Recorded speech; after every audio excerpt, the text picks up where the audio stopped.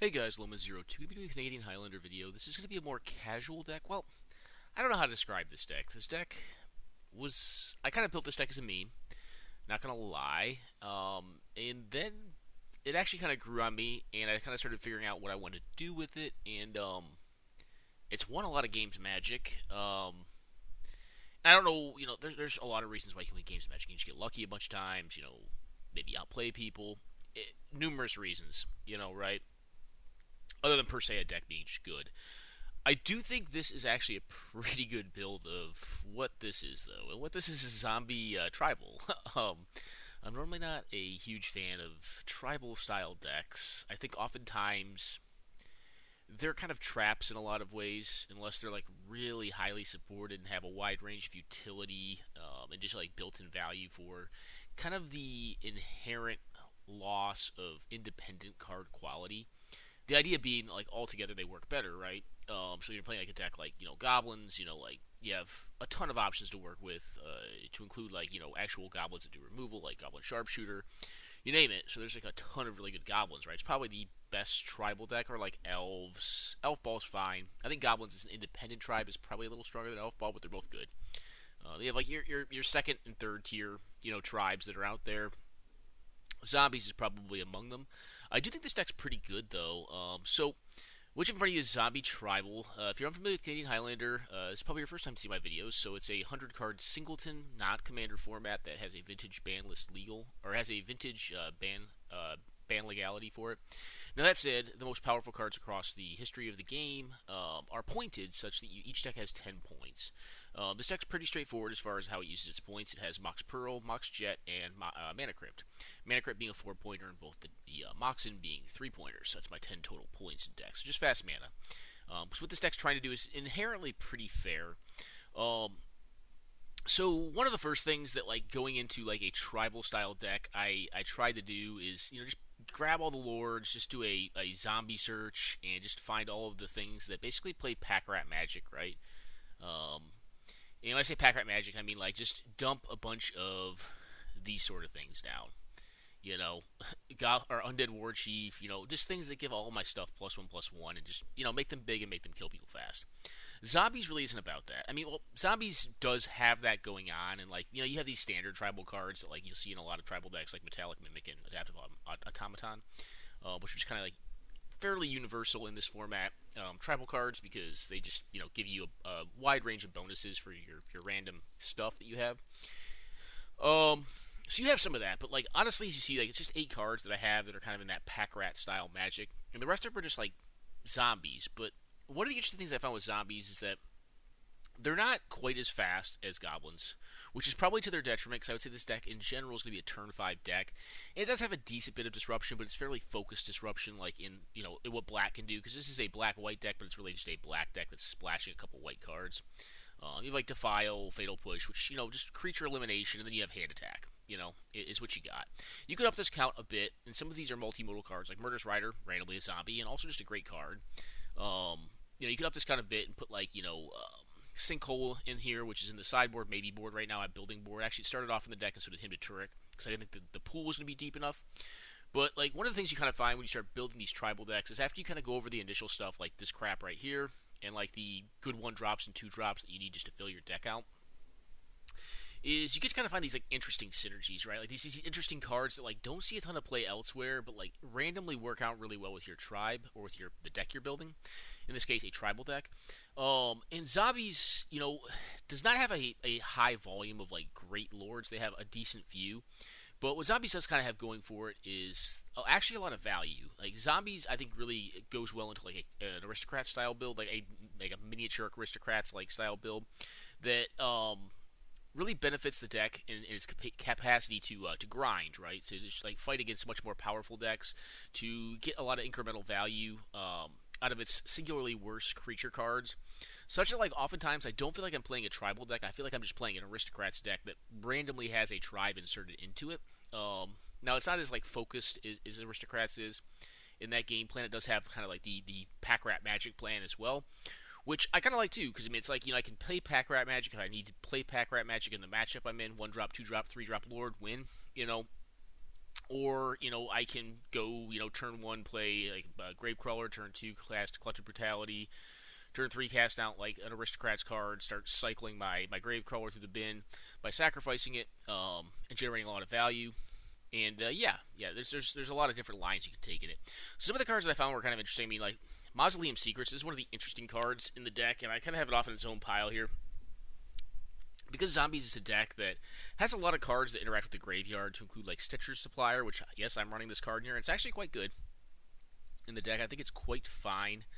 And then you also have this new card here. Where are you? Not you. This one, Mire Triton. It just randomly puts stuff in the bin, and you also have a lot of stuff that does like sacrifice effects. Like, as you notice, I have Yawgmoth in here, which is a card that deals a lot with sacrifice and putting creatures in the bin. Nantuko Husk, been overperforming in the deck. These cards, Nantuko Husk and Phyrexian Ghoul, are just great, great zombie cards. Carrion Feeder, always great. Really, just in mono black decks and in like combo, like kind of hybrid combo decks, I really like Carrion Feeder because it helps protect onboard combo pieces from exiling removal. Also helps fight against lifelink. I think this thing held off or fought off a Batterskull today, which is really great. So you have a lot of cards that are getting put in the bin, and ostensibly for like value, you're getting cards out of them with cards like Skull Clamp, or maybe you have, where are you at, buddy? Undead Augur in play, and you're drawing cards off sacking your things. And you're doing quite a bit of that, And one of the other things that Zombies kind of is interesting in is it actually has a significant bit of card draw. You have this card here, Blood Scrivener, which is a card I play on and off at Sui. I don't really think it's that great in that deck. It's a little too slow and a little too incremental. Dark Confidant, not a zombie, but it's a card that's just so strong that you're going to play. Liliana are Untouched by Death. This card looks speculative. It can pretty much see play in absolutely zero decks but this one, I think, because it requires zombies. It means put the top 3 cards of your library to your graveyard. If at least one of them is a zombie card, then each opponent loses 2 life and you gain 2 life, which is actually a nice effect. This deck does spend life as a resource, as you can see through some of the cards. But it also has a lot of ways of gaining life back. So this helps in a race. You also have a -2 on it, where you can give a creature -X, where X is the number of zombies you have control of, or a number of zombies you control. And then -3, which it can do right away as soon as it comes into play. You can cast you can cast as many zombies as you want out of your graveyard this turn. So it's like a Yawgmoth's Will for zombies, which is quite good, and is very strong in this deck. You also have Midnight Reaper, which is kind of an all-star in most of the Kratz builds. I'm also running Graveborn Muse. I don't think I've resolved this yet. I think it's worth running it in the deck, but this is a slot you could try to look to maybe possibly cut. 4 mana is a lot for a 3/3, but and like you don't want to do this for more than like 2 turns, because you will kill yourself relatively fast with this card. But it's a lot of card draw, and this is a deck that again like has a lot of cards that work well together, but singularly are going to be weaker. So this allows you to get more cards. Grave Defiler. If you're not familiar with this card, this is the what is it? A Goblin.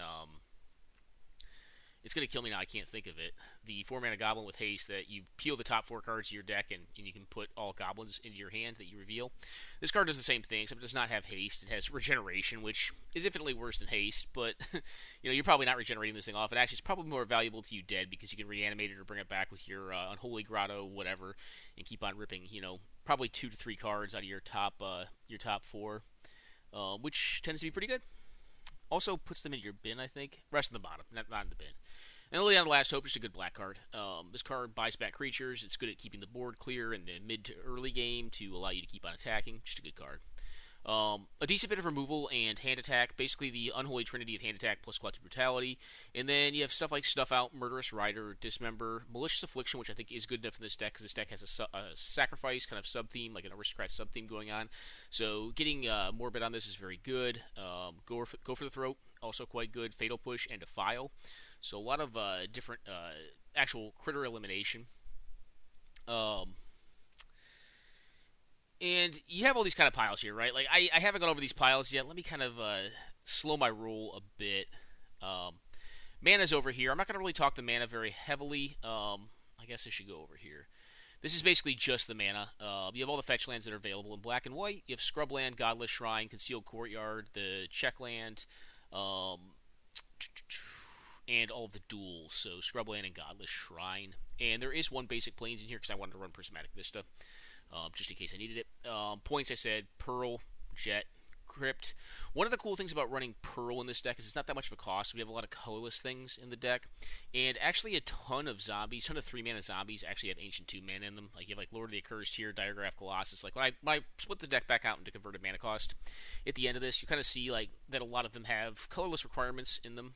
And that's also why I opted to play the Mana Crypt. Soul Ring's also quite good, but I think the life loss is fairly mitigated by the deck's speed, and I often think that being able to cast a 3-drop on turn 1 is just, it's really worth it. Like, oftentimes, if you're playing Soul Ring over Mana Crypt, you're playing it in, like, a more controlling deck that's going to look to make the game go longer. Mana Crypt is a more powerful card than Soul Ring on its own.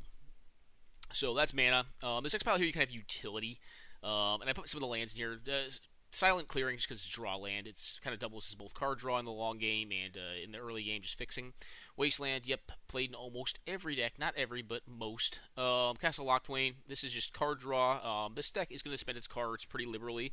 So sometimes it is useful to just have this so you can actually get back up on cards. Unholy Grotto, this is a Vorath Stronghold for zombies only. Because we're only playing a couple non-zombies, I figured, Vorath Stronghold is very slow. But I kind of figured this would be an interesting utility card in the deck, and I've used it once in the deck so far, and it was very good then. And what I was doing with it is returning Gem Palm Incinerator, so I still basically drew every turn. It just costed me 2 black mana to draw every turn. And I did like 5 to 6 damage of life drain, life loss to my opponent with this card every single turn by cycling it and then picking it back up with Unholy Grotto, which is pretty cool. Mausoleum Secrets, we already talked. This deck's going to have a lot of creatures in its bin. Even if it's just 2 to 3 creatures, you can find most everything in your deck for that amount. And it's any black card, so you can find instant sorceries, zombies, whatever you might need. Entomb. There's a couple cards Entomb works with. This is not really a hugely powerful Entomb deck, but the fact that you have Grotto means that you can actually set up your draw for whatever you want to draw. You also have cards like, I think it's Death Baron. Nope. Where are you at, buddy? This guy right here, Lord of the Undead, returns zombie to your hand, so you can put a zombie in there and just get it back. One of the more interesting ones that I tend to often find is actually just Gravecrawler, because you put Gravecrawler in there and you can just start getting it back. Works very well with Clamp if you have a Clamp, or if you have Clamp access. Obviously, it can go for as long as you have mana with Carrion Feeder. Also a very good combo card with Yawgmoth Thran Physician as well. So there's quite a bit there. That's one of the ones that I most commonly find, and there's Gem Palm Polluter, I'm sorry, not Incinerator, Gem Palm Polluter. It's another one I've found a couple times just because I wanted to continually get it back. There's also just a lot of random cards that get stuff back. Like, you have Eternal Taskmaster, which this card is not a rock star, but this is the deck for it, right? Because it's kind of a slightly too inefficient card for, like, Sui Black. But in this deck, where you're a little more mid-range, you have some Krat stuff going on, like buying something back for 3, you're going to generally have excess mana, even though we're a 33-land deck. To be able to do that, and then get back a relevant combo piece, or relevant, like, let's just call it a value piece, because this deck's not really a combo deck. It does have a couple combos in it, but they're not, like, game-ending combos, like Time Vault or anything like that. The other cool thing with Entomb is you can put Risen Executioner into the bin. This is a 4-mana card. Can't block. All other zombies get +1/+1, and you may cast this card from your graveyard if you pay 1 more to cast it for each other creature card in your graveyard. This deck's actually fairly good through cards like Graveyard Marshal, Eternal Taskmaster, and actually kind of regulating how many creatures it does have or does leave in the bin. Unholy Grotto, kind of same thing. It's very good at putting creatures in the bin and actually just getting them back out. And you'll kind of see some of that in gameplay. We have cards like Putrid to put stuff in there, Crypt Breaker puts stuff in there, and then you just get it back, kind of recycle it. It's not fast to do it like a Recurring Nightmare deck, but over time it tends to be able to get back or get access to its cards that it's kind of pitched, whether it's through combat or just through the standard course of gameplay and interaction. So Unearth Reanimate, most of this deck's fairly cheap. There are some 4 and 5 drops in the deck. There's really only one true. Actually, I'm sorry. There's no true 5 drops. There's this 6 drop. Oh, I'm sorry. There is one true 6 drop or 5 drop. And as Grey Merchant of Asphodel, this card is just too powerful not to play.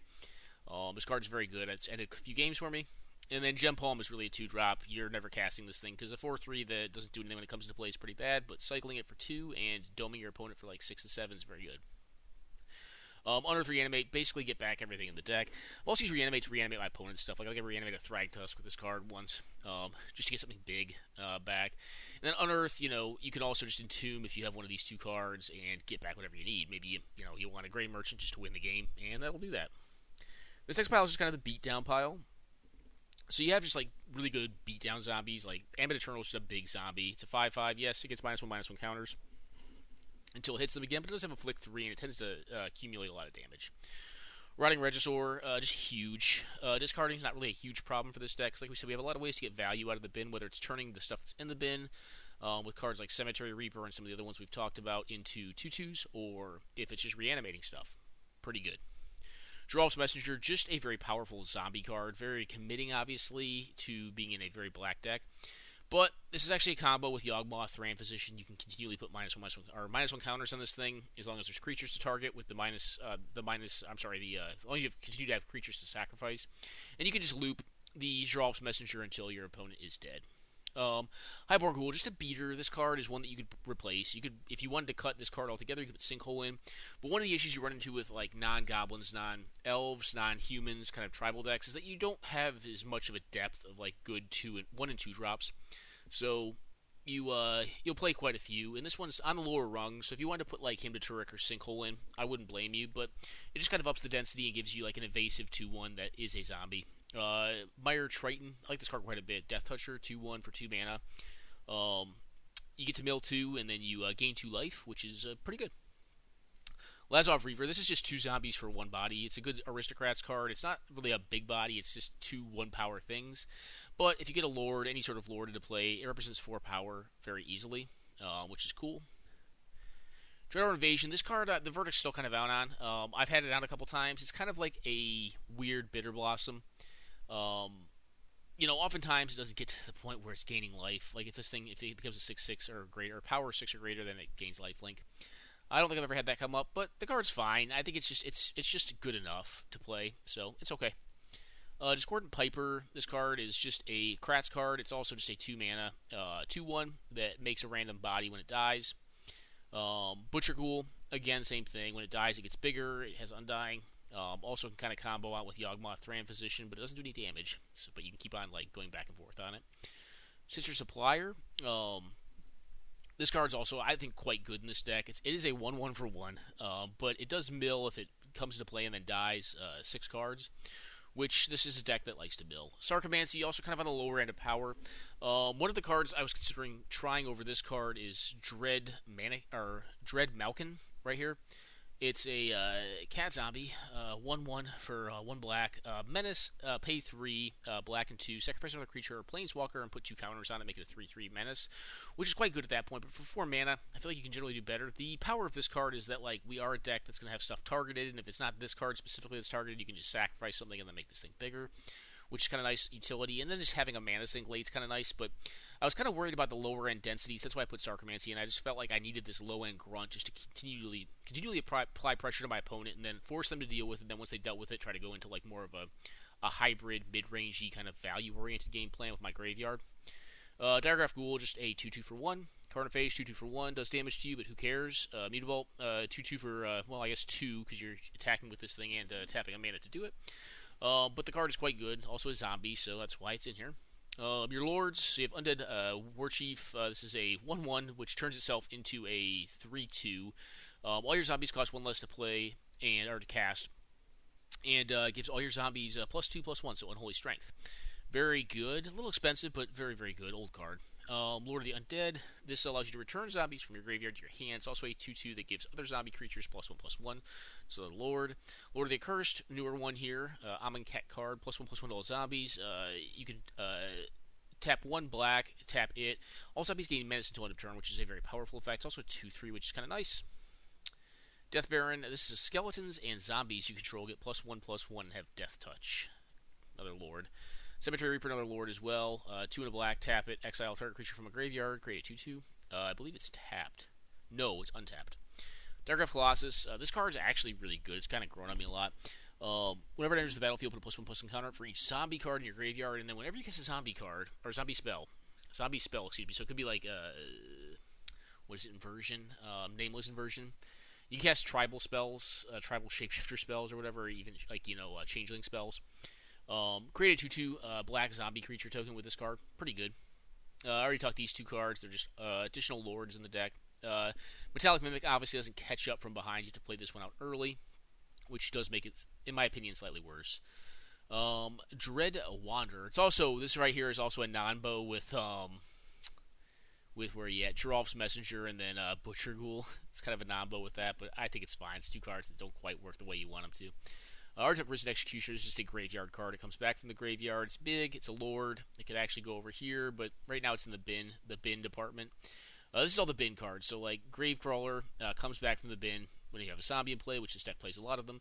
Relentless Dead is actually a good recursion tool in this deck, because if they finally block it, then you pay 1 to get it back, pay X to get back whatever card you want. I think I've gotten back Rotting Regisaurs, etc. with it. Putrid Goblin, this is a card that has Persist, rather. It just comes back a bunch of times, and actually this could probably go over here. It's not really a graveyard card, it's a card, like, there's a lot of graveyard cards in here, like this card's a graveyard card too. Just a good Aristocrats card. It's also just a fair rate for the body. Graveyard Marshal just makes 2/2s out of the bin, kind of a pseudo lord. Also a 3/2 for 2, which is a good body. Eternal Taskmaster, also a 2/3 for 2. It does come into play tap, which means it's not blocking very well, but you're not much of a blocking deck, but you do get into some games where you do block in the long game. But the fact that you can just, like, turn this thing sideways and get back whatever you may need, and some of the zombies are actually decently powerful, like Grey Merchant, etc., is pretty good, even if it's going to die in combat. Dread Wanderer, just another copy, a worse copy of Gravecrawler in the deck. Gem Palm Polluter, one of the more powerful burn spells in the deck. Grey Merchant, burn spell in the deck. Probably one of the more powerful cards as well that you can really only get away with in this style of deck, like in a mono black deck almost. Wayward Servant, this is a Kratz card. Whenever something enters, your opponent loses a life and you gain a life. Corpse Knight, just your opponent loses a life, you don't gain off this one, but it's also 2/2 for 2. So both these are pretty good. Plague Belcher, a pinger as well. Whenever a zombie dies, an opponent loses a life. A lot of these cards deal in life loss, which can be nice against certain things like Humility. If that's a card that's played, or like if you get moded out, you can just kind of use these cards to plink people out. That's the thing that typically happens.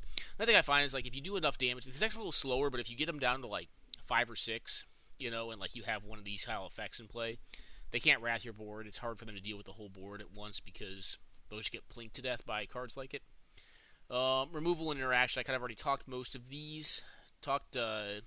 My card draw, some of the card draw. Skull Clamp is card draw plus a sack outlet. These are just sack cards. They tend to kill folks very fast. Yawgmoth, human, not a zombie, but very, very powerful in this style of deck. Kind of an Aristocrats engine card, and I really like it in this deck. Putrid Imp and Crypt Breaker, both kind of cards that, come on, Moto, that can remove cards from your hand zone, put them in your graveyard if that's something that you desire. They're also just zombos. Crypt Breaker is also a card engine, so if you have a bunch of zombies that have become vestigial because of the board state, like they can't attack in, you're not planning on blocking with them, you can turn like their ability to interact on that turn into cards, which is quite nice. So yeah, that is the deck, guys. It's a little bit, I could probably possibly go down a land. I've been cutting cards from this deck to kind of make it more efficient. So, I'm pretty happy with where it's at. I think there is possibly still some more work to be done on the deck. I don't know if it's quite there, but I'm pretty happy with where it's at right now for, like, what I consider kind of a casual deck, right? So, like, not all these videos are going to be about, like, your uber competitive decks. I just think you'll run out of decks really fast. Some of it's going to be more creative stuff like this, which, I mean, I'm not saying this is, like, hugely creative. Like, folks know zombies. They enjoy zombies. Some folks really love zombies. Like, I've had some folks ask me, hey, will you do a video on this? And I'm like, yeah, sure. I'll do a video on it, even though this is really not my style of deck. But I did kind of find that as I was building it, like, I had a fun time building it, right? It was a very fun deck to build. Because it does kind of, initially, like, you're kind of like, all right, it's an adaptive automaton, metallic mimic deck. And then, like, you start looking at it and saying, oh, well, hey, can I play this cool card, Mausoleum Secrets, in my deck? Yeah, I probably can, and it's probably going to be great, because it's a demonic tutor in this deck at instant speed, for the most part. Using Entomb in an untraditional way is also kind of sweet. But yeah, no, I had a lot of fun building this deck. A couple, like, maybe board considerations that you could opt to try to run. I started off with some more Planeswalkers, started off with Sorin, Solemn Visitor. I just didn't find it was worth it. Custodian, Lich, and Paper I would just run. This is another 5-drop, but, like, I think this deck's mana is deep enough that it can run another 5-drop. And this card is really good, but it's broken on Moto, so I can't play it on Moto. Josu Vess, decent consideration, a legendary creature. You're probably never going to kick this in this deck. This deck is, like, not that big of a mana deck. This is more of a big black or, like, medium black card. Probably more medium black. Card's good. It's a 4/5 menace, but it's a legend, and, like, I don't know, it's just a big dumb. And like, didn't think this deck needed another big dump, but maybe it does. That's kind of why I also cut Soulless One. I started off with Soulless One, which is basically gosh, get through the card. There's an equivalent Goblins card to this, but it's just a big zombie avatar, and like, you know, it's big. It's going to be like a 6/6 or 7/7, but there's no trample, no evasion, so it's like they're just going to block it. Attrition's actually a cool one. I just kind of wanted to play this card. This is a great deck for Attrition, but I just don't think Attrition's fast enough anymore. This card's really sweet, though. It's a sacrifice a creature, destroy target non-black creature. So you can just kind of grind down a mid-range deck with like your grave crawlers and whatnot, which is really cool. It's an interesting card to possibly try out if your metagames are more grindy and mid-rangey.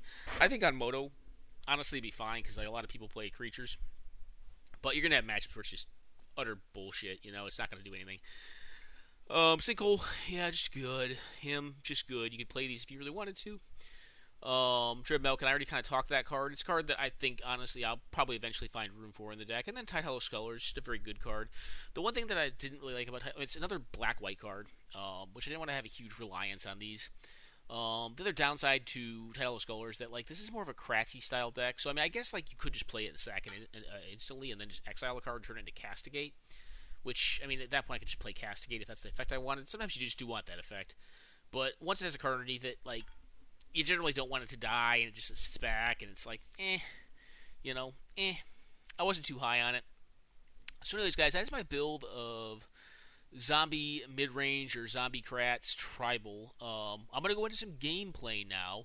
So quick pause. We'll be back momentarily with gameplay of this deck. And like I said, it's done a lot better than I expected. And actually, after I got done building, I was like, hey, this curve's not that bad. It's still a little bit one-drop shy. And there's possibly some more ones I could play. I was trying to run Entrail Feaster. Unfortunately, that's broken on Moto. That card is not great either. Let me pull that card up for you. Actually, it's probably just right up here in the zombies. Entrails Feaster. There it is, this card. At the beginning of your upkeep, you may exile a card, creature card from a graveyard, any graveyard. If you do, put a +1/+1 counter on Entrails Feaster. If you don't, tap Entrails Feaster. Don't try playing this card on Moto. Well, don't try playing this card for two reasons. One, it's not that great. And two, on Moto, it's bugged. So it'll get the first +1/+1 counter when you exile a thing, and then afterwards, it will never get another +1/+1 counter. And it actually ended up mattering in a game. I still, like, won the game, but, like, I won the game a turn slower because, like, the card was just habitually a 2/2. Which it should have been a 4/4 by the end of that sequence, and it was like, you know, like, so I cut it because I want my cards to work, and reported it, but I mean, I don't know if WotC's gonna fix Entrails Feaster. The card is probably played absolutely nowhere. It's a cool card though. It should have been probably Dread Melkin anyways. I ended up changing it out for something else. So, yeah, that card. But yeah, this is where the build's at, guys. Like I said, quick pause. We'll be back momentarily with some gameplay. Alright guys, we're back for some Zombie-Lander. This is my first keep. This hand's not great, but it's okay. It's got 1-drop, 2-drop, 3-drop. It's got an Entomb to set up like a Grave Crawler and or to get a little bit of equity off of the Diregraph Colossus. Also has some hand attack now, which is nice. Playing against Dredge here. Turn the volume down on this. So, I play out the Wayward Servant here because I think I can build some equity. Like I'm gonna have more creatures in hand if I play it out early, trying to get some value off of it. It doesn't represent any more damage than Eternal Taskmaster. I just go ahead and get rid of the Putrid Imp. It's not that great, and I get a little bit of incremental damage off of the Plague Belcher, and also have a 5/4 Menace in play, which is kind of nice. Go ahead and put Gem Palm Incinerator in the bin. My thinking is I have Unholy Grotto, which allows me to buy it back next turn if my opponent manages to like stymie me. And I can just use Disciple and burn them out, basically. So they're down to 6 life. They did gain some life because they played a Golgari Brownscale. I'll just go ahead and play on a bunch of stuff here. This is going to drain them out for a lot of life. This is one of the reasons that Lazatep Reaver is in the deck, is because it makes 2 zombies. Just 2 bodies. And they're drained down to 1 now, and then we have a lethal attacks. We have 3 creatures. They only have 2 blockers. One of our creatures has Menace, and they go to -4. So, managed to get them there. Alright, guys, quick pause. We'll be back momentarily for game number 2 against Root Potato on Dredge. Alright, folks, we're back. I keep this hand. It's 2-lander. Got an Entomb, which isn't bad on Earth now. On Earth's quite nice. So I'm going to do is Entomb and then unearth something. I actually forget what I get here. They Entomb. They get Golgari Grave Troll, which is pretty good. They cast a Burning Inquiry, which is unfortunate because I could lose my reanimation effect, obviously. I just put a Risen Executioner in there. I don't lose my Unearth, but I get a bunch of fast mana, which is actually really good. And now I can just hardcast this thing, I believe. Yeah, I just hardcast it out of the bin. I can save the Unearth and get back the Lord of the Undead. They have a burn spell for my thing. I believe it's a Firestorm. Yeah, they Firestorm there. So I got to unearth this, recast the Risen Executioner. Now I have a 3/3 and a 5/4. They put in a 3/2 Scrap Heap Scrounger, which card I could also try in this deck, but it's not a zombie. It's quite good though. Hit them for 8 here, down to 9, and they're quite dead next turn. They have a non-blocker. Give me the turn back. Draw land, doesn't really matter. We're going to hit them for very lethal on board, and just kind of manage to turbo them out here. That's the power of fast mana, right? I mean, like, we won this game primarily off fast mana and our opponent mana screwing. Anyways, guys, quick pause. We'll be back momentarily for the next game in the series of matches that I'll be showcasing with this Zombies Tribal deck. Alright, guys, we're back. Playing against Neeson here. This hand's perfectly fine. It's got fast... Well, it's actually good. This is a good hand. The one issue this hand has is it has 2 cards it can't cast right now, but if I draw any black source, I'm pretty set. I can get the Dreadhorde Invasion out, also get a Skull Clamp down. And then next turn I have access to this Mire Triton if I don't draw land, and if I do, I can play out Yawgmoth, which is pretty good. Yawgmoth, hell of a card. I'm not fully convinced on Dreadhorde Invasion yet. The card is fine, but it's very slow. It's certainly no Bitter Blossom, that's for sure. And Bitter Blossom's kind of even getting old. They play out Timrit, which is actually pretty decent against my deck because it has the ability to exile cards. It's not good against this fast Mana Star because I've kind of just outscaled it really fast. They do have a Vampire Hexmage, which is actually able to deal with the zombie ally. It's able to take all the counters off of it and turn it into a 0/0. So I think what they intended to do here is block and then take the counters off. They actually stated that they had just Motoism, or they weren't familiar with how to have the stop on that part of the blocks. Draw to Risen Executioner. I failed to cast it here. I won't lie. I was in the middle of a phone call, and like I kind of felt like I couldn't lose this game anyways, so I just cast it post-combat, which is wrong. I should have won the game that turn. My opponent's mana screwed. Yeah, we had a fast mana start. Like, they had a pretty rough draw. We had a very good draw, and yeah, that's just... I don't want to say I was apathetic, but I was just like kind of like under and over the game. I was like, all right, yeah, you win these, and like I just didn't play this thing out, but I should have, and I should have won last turn on my turn 5, I want to say, or turn 4. Anyways, guys, quick pause. We'll be back momentarily for the next game in this match. Hey guys, evidently I was not recording this game, so I'm going to go ahead and jump back through this one, and we'll be back momentarily. Alright guys, so we're back for game number 2 against Neeson here. This hand's acceptable. It has a turn 1 play. It needs another black source, but I've got some draws. I'm on the draw here. I'm going to play out this Wayward Servant first. So OP fetches here, plays removal spell on the Wayward Servant, or sack spell. Don't take the Sea Lily on his Triumph. I'm a greed sack. I go ahead and cycle my Unearth trying to find a land, then I reanimate my Wayward Servant. They Defile my Wayward Servant, so 2 removal spells. So their deck seems a lot more controlling than we got a glimpse of in the first game. Didn't see much of anything in the first game, to be honest. They play out there a Vampire Nighthawk, which is actually kind of problematic for us. It does hold us back decently well. I just go ahead and attack him with a 3/3. I'm willing to trade it here. They have another removal spell, this new card, Dragon to the Underworld. Costs 2 here because their devotion is 2 on board. Play out a Relentless Dead, and then a Phyrexian Ghoul. Ghoul is going to be the card I try to incentivize a trade with on Vampire Nighthawk, and I believe it's successful. They play out a Necropotence removal spell. I just sack it to grow the Phyrexian Ghoul, but I don't think it's going to matter. So a lot of removal in their deck. A lot of creature elimination. They draw up to 6 here. I go ahead and attack with all. They block on the Phyrexian Ghoul. I just trade off 2 cards for 1. It sucks, but like I think I have to do it. And Putrid Imp's not really much of a card right now. They have Grey Merchant of Asphodel, which is kind of problematic because it's a massive life swing. It's, what is that, 3, 5, 6, 7? It's a 14-point life swing, which is quite massive. I believe on this next turn failed to play out my Rotting... on this last turn before, I failed to play out my Rotting Regisaur, which is a player on my part. I think I was on the phone or something like that, and just, failed to do it. I do it here, but I don't think it makes much of a difference in this game, because one of the cards they drew either off the first or the second Necropotence hit with an onboard Cabal Coffers, and now Urborg, was Drain Life. So we're gonna Fireball out basically here. So we lose pretty handily in the second game in this match here, and we'll be back momentarily for game number 3, guys. Alright, guys, we're back for game number 3. This hand is not exciting, but I think it's one I keep. Yeah, I'm on the play, so I'm going to go ahead and Thought Seize them turn 1.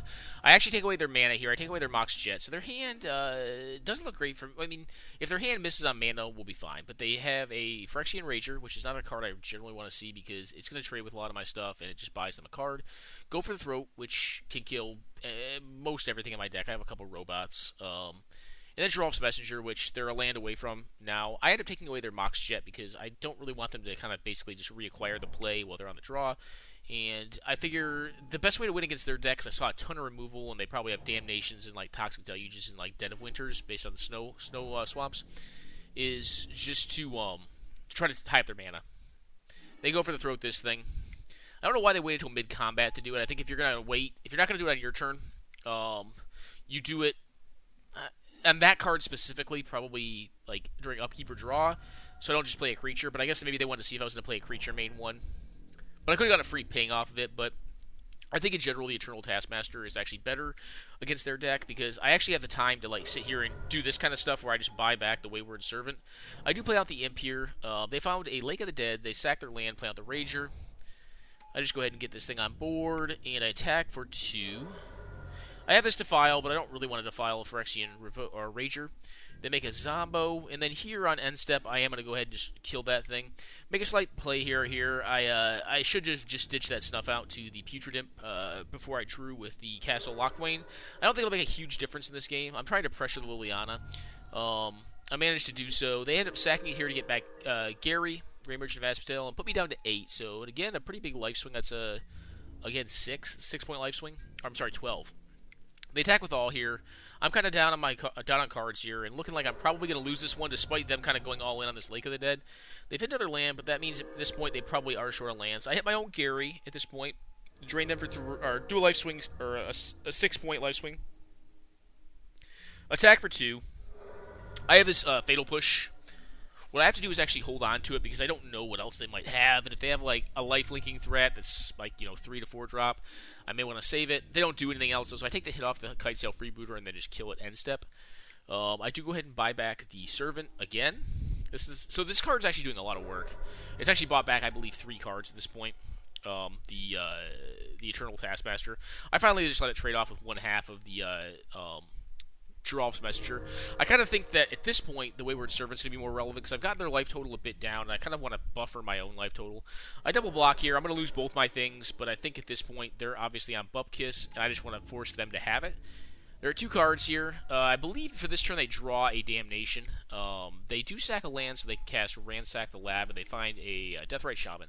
I find one of the better cards in my deck, which is Liliana. I go ahead and drain them here. Well, I mill and then find a zombie and drain them. And the plan is next turn to actually downtick this thing and start playing cards in my bin. I do downtick it and just start playing a bunch of stuff. I should have waited to play the Carrion Feeder until after I downticked Liliana and gotten the Wayward Servant on the board. That'll put them at 5 and me up to 12. Carrion Feeder is very relevant here, though, because it actually holds off Batterskull. They should still attack with it to force me to sack things, but it actually holds that card off. And I actually have a lethal attack here. So the problem I'm going to run into is they can fetch for a Bayou here. I do target when I attack with the Eternal... Eternal Taskmaster, my Rotting Regisaur, which it's a damage decision here, right? Like they can either wait, they can either allow me to get the Rotting Regisaur in hand, and then do 2 single blocks with both the Deathrite and the Germ Token, and before damage goes on before damage occurs, fetch, finding Bayou, and then gain 2 life. But at that point, I'd have the Rotting Regisaur. So I put them to basically a decision here. Like, do you want to stop me from getting the Rotting Regisaur back for the following turn and ostensibly die unless you have a removal spell in hand? Or do you want to let me have it and then, you can live because they would be able to block 2 things and then they'd only take 2 damage. And they'd be up, they'd only take 2 damage there, right? So They evidently just didn't have, either they misplayed or they just didn't have the removal spell, whatever. They end up eating my Rotting Regisaur to gain 2 life, but then they have 1 less blocker, which with Carrion Feeder is kind of like a Ravager math in a way. Like, they basically have to block the Carrion Feeder if they don't want me just to sack things to make the Carrion Feeder huge. Whatever they block will get sacked to the Carrion Feeder, and if the Carrion Feeder itself is the thing that's blocked by the Batterskull, I'll just sack it, and then get through for, as you can see, lethal damage. So, managed to get him here with kind of this like weird, kind of like value-oriented game plan involving the Eternal Taskmaster, Carrion Feeder, and then really the rock star here was Liliana, Untouched by Death. This card is not great in like 99.9% of decks, but in this deck it's actually pretty damn good. I mean, it's Yawgmoth's Will for a lot of my deck. Which is not bad, and it's Yawgmoth's Will the turn it comes in, so it's kind of cool. Well, maybe it's the turn after, because I mean you're tapped low when you do this. But anyways, guys, got to kind of grind some value here. Did some Castle Locthwain activations, some Eternal Taskmaster activations, some Liliana, Untouched by Death activations. So just kind of some cool stuff going on.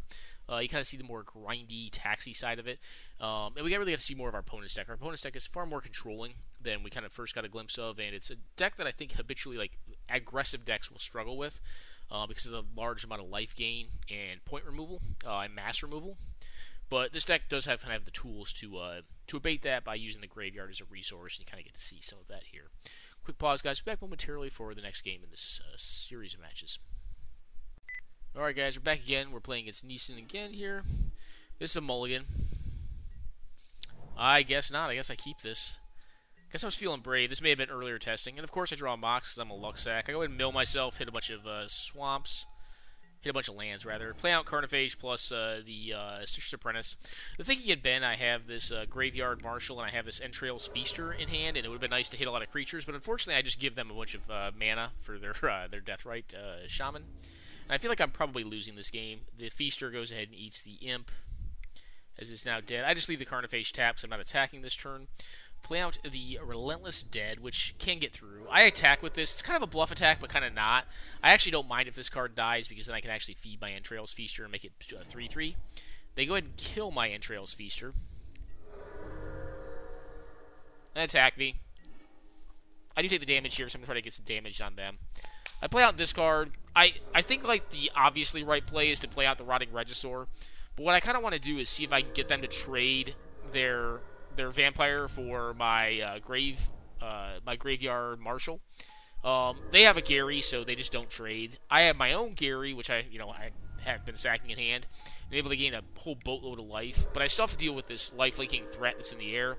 If I unearth, get back the Relentless Dead, which is actually kind of cool because Relentless Dead is going to allow me to continue to buy back stuff in my bin if I can deal with this Deathrite.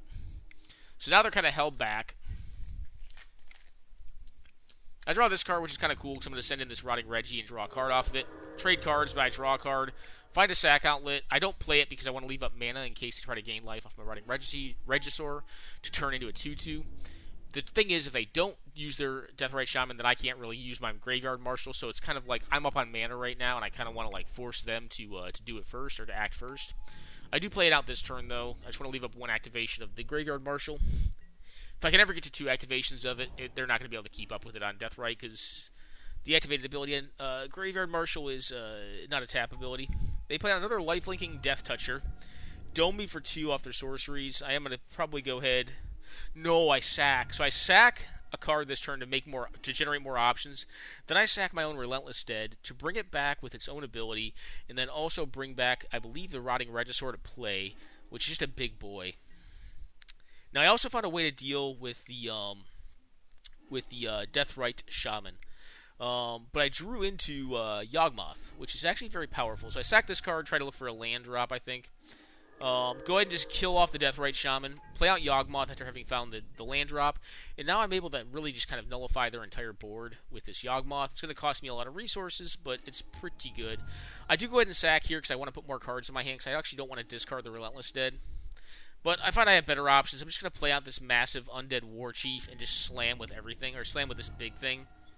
I go ahead and make their lifelinker their lifelink Death Toucher is 0-1, so it can't Death Touch my Rotting Regisaur, and they kind of miss on cards here. So we're able with like Yawgmoth and like the Aristocrats plan to kind of from a fairly dubious keep and kind of a questionable position in the early to mid game, kind of transition this one, just using some of the value lines that are available to our deck, and also having the good fortune to have drawn those cards that allow us to kind of have those value lines here.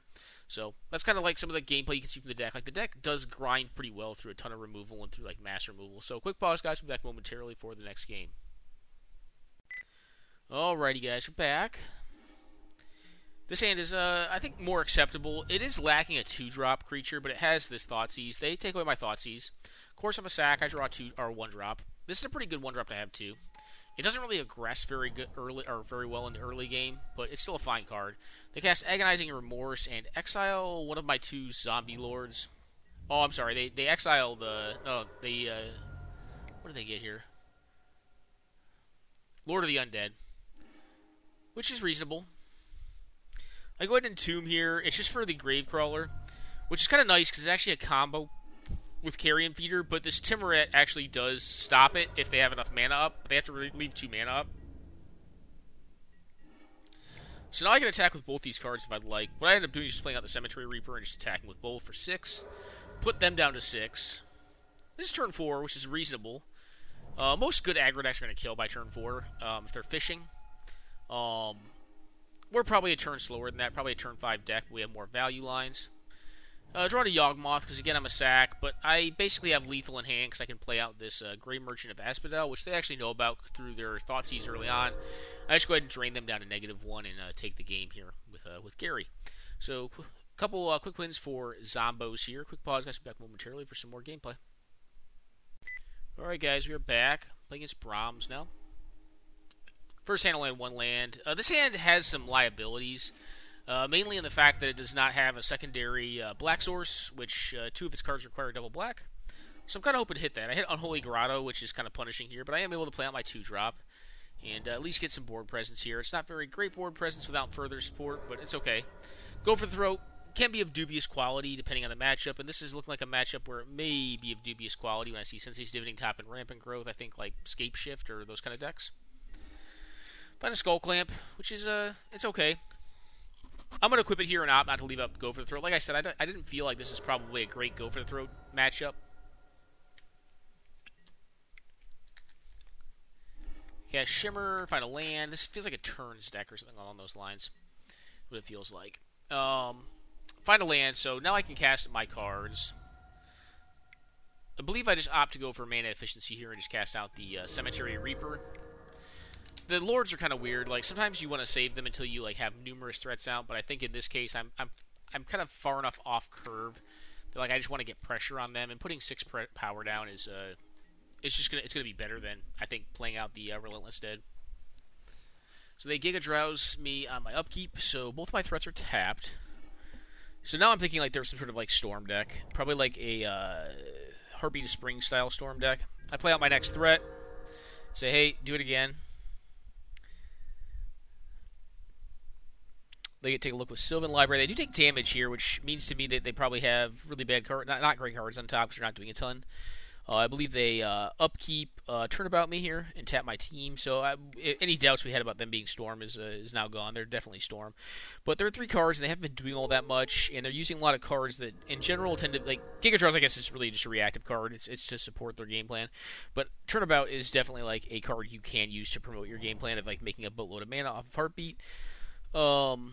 Or Mana Flare, etc. But they just don't have what they need to win the game, so we managed to get them here relatively quickly in this game 1. So quick pause, guys. We'll be back momentarily for the next game.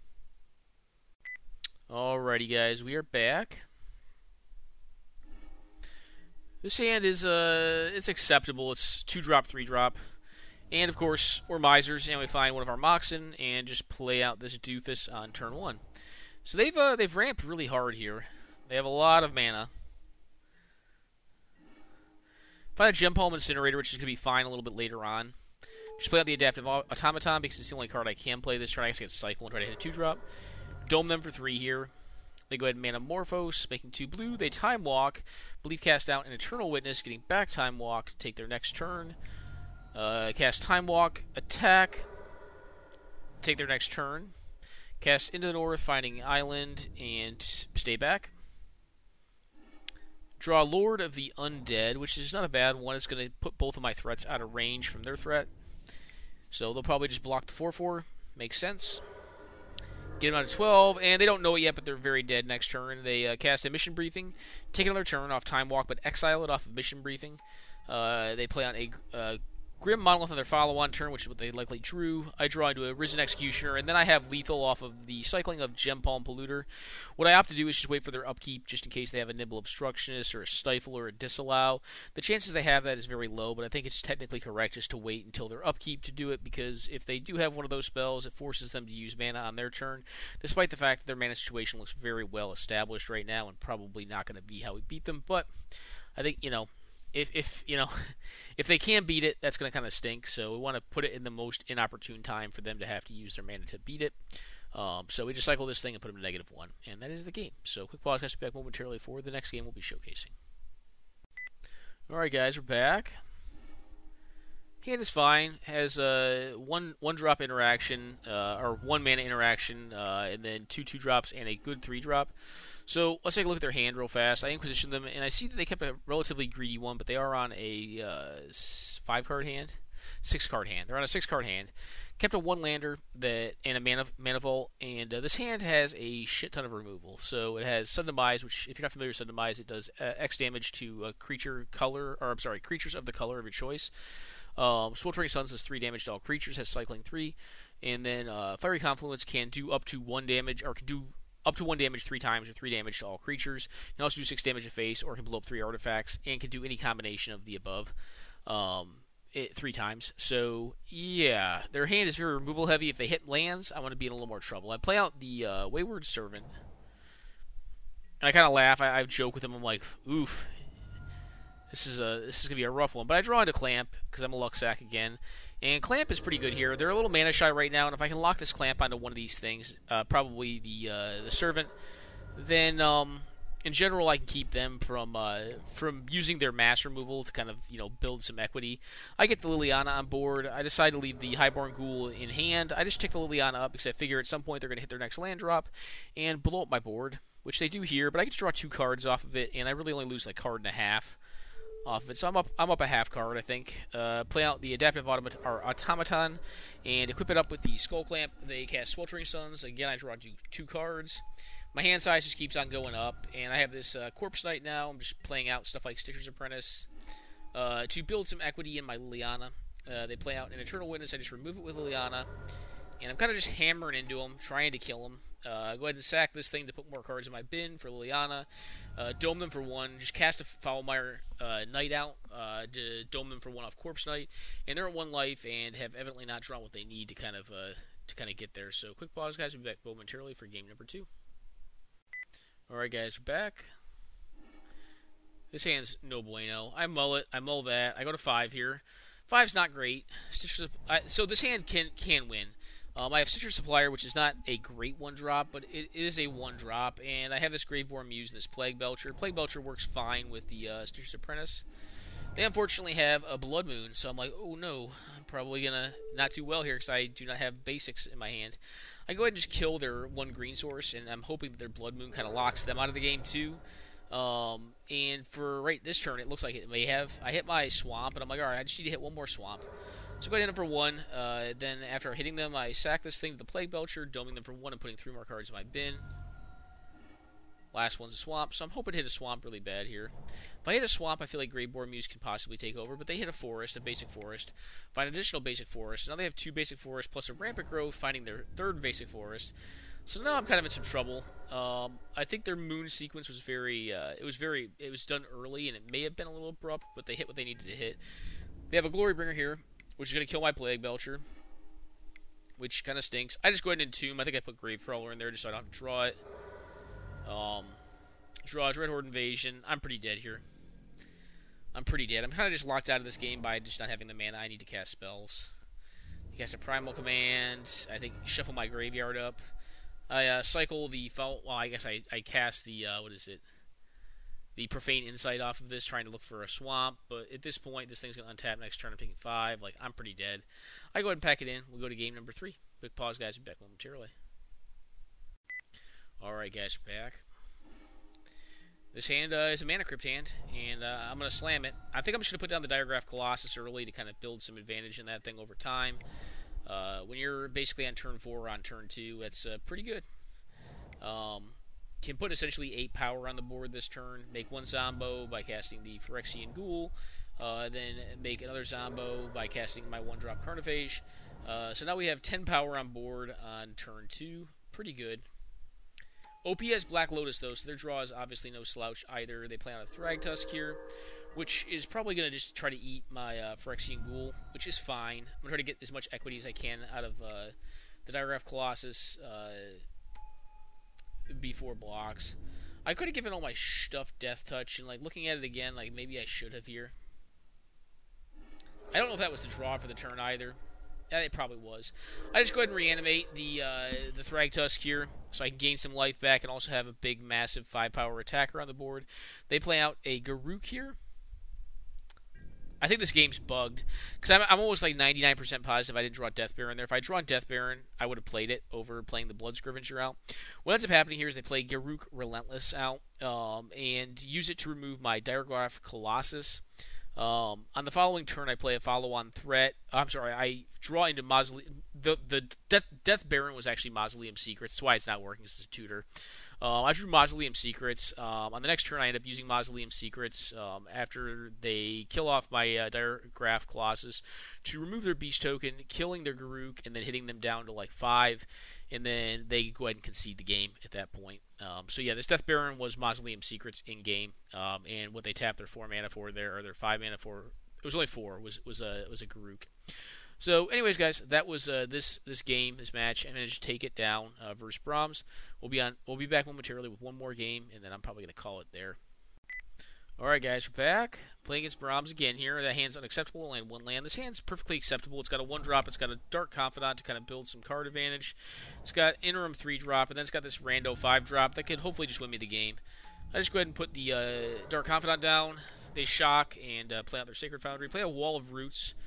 Kind of hoping to hit like a Fatal Push or a removal spell of some sort. Now, I could opt to play out Wasteland here, but I don't feel like I have enough overwhelming pressure that, you know, I'm better off doing that as opposed to playing my 3-drop out. I put my 3-drop, hit him for 2 down to 16. They unfortunately have Nahiri, which shrinks my Ammon Eternal and exiles my other thing. I have to attack the Nahiri with both of these threats just to get it off the board. It does mean my Ammon Eternal is not going to become a 5/5 again. They play on a Goblin Settler, taking me back on a land drop, which is not the best for me because I kind of want to get to 5 lands. They block both cards, take 3 off of Afflict, play on a Coiling Oracle, and I think they're on Bupkis right now. That's kind of my read of the situation. They appear to be on some sort of greedy G-Key deck or something like that. Diregraph Colossus is fine. I'm probably just going to play out the Liliana Untouched by Death here, though. And go ahead and build up my graveyard. Oh, I'm sorry, I just removed this wall. I removed the wall because I want to take them off mana. They play on a Glen Elandra, which is fine because most of my deck is going to be creatures, so it's not like the best card against me. Draw Sarcomancy, nothing fancy. Go ahead and attack with both here. They can just trade off with the Ammon Eternal and kill it. It's going to build a little bit of power in my Diregraph Colossus, though. Just go ahead and get Diregraph down. It's a 6/6. And they go ahead and just pack it in because they are very low on life, and evidently they didn't draw another blocker. And even if they had, if I ever draw a land, I'd probably just win this game because I have, with this thing, it's 4 + 2, 6, so I have 6 life loss on kind of a call.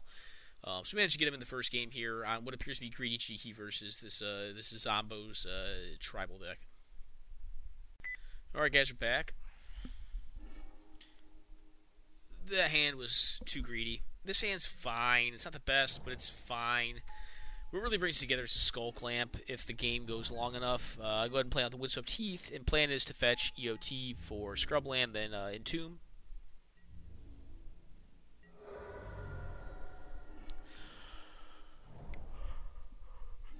Go ahead to Entomb here, guys.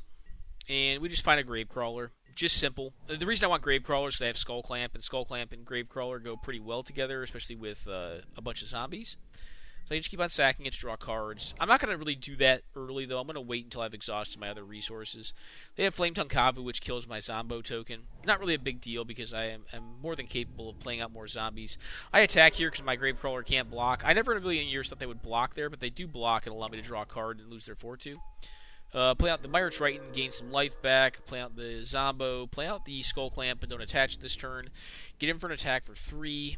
They flash in a Pestermite, untapping their breeding pool. Play out a Bounding Krasis, tapping down the Mire Triton, and trade off with my Midnight Reaper, which is not a bad deal for me. Cast on a Time Walk, but they're now hellbent. Get me for 3. I believe get me for 3 again in the air, so 6 total damage off of this Time Walk, which is not a small amount. Then I draw a bomb. I draw into Yawgmoth, and I'm like, hey, what is your greedy, cheeky deck going to do against this? Because I can just remove most of their threats that will kill me, that Yawgmoth would copy. Oddly enough, or ironically enough, Zealous Conscripts is a human, so it cannot take the Yawgmoth here. They have to target one of the Zombos. I just sack the Zombo out to remove some of their mana and their threat. I go ahead and play out the Relentless Dead here. Play out the Wasteland and knock them off of double red, so they can't play a Splinter Twin on their Zealous Conscripts. Protection from humans actually was pretty relevant here. I just knocked down the Kitchen Finks, so if they attack with it, I can just kind of get a free block on it and kill it off. And now I'm kind of in value territory, except for the fact that they drew a Karakas. They drew specifically Karakas. I just go ahead and trade with the Zealous Conscripts here to build up my hand size. I feel like with them on 0 cards, it's going to be very hard for me to lose. I'd rather not lose my Relentless Dead, but I'm not going to take a bunch of damage here because I will likely take more damage over the course of this game from my own cards. Like here, I play a fetch out. I probably didn't have to fetch here. I could just left it a swamp because there's an Urborg in play, but, live and learn. Mistakes were made. Play out a Diagraph Colossus, which is a 7/7. Play out a Gravecrawler to make a 2/2 off it. And now I'm in a pretty commanding spot, and evidently the card they see is just nothing that does anything good, and they go ahead and pack it in. Anyways, guys, I hope you enjoyed kind of this exploration of zombies. I played 14 games with this deck, and this is going to sound crazy because this deck's gone 13-1. That's on Moto. It's against it's not competitive play. I tell people I'm playing a goofier deck, so some of these decks are not the most competitive builds of decks. But honestly, the deck has, for me at least, performed a lot better than I ever expected it probably would. Again, this is the build. There's some other stuff you can kind of do with it and explore in it. But, for a tier 3 deck, I think it's quite fine. And honestly, I was talking, I mentioned this to Jerry, I never heard back from him, but I honestly think you could just play this deck in an event. And honestly, I think given the day, you could actually win with it. Now, it's not good against hard combo. The problem that this style of deck has against hard combo decks, like Storm decks and whatnot, I mean, we have a little bit of hand attack, but not a ton, is that they're not very disruptive, and their high synergy game plan is it appreciates over time, more so than the aggressive decks that just have higher independent threat quality.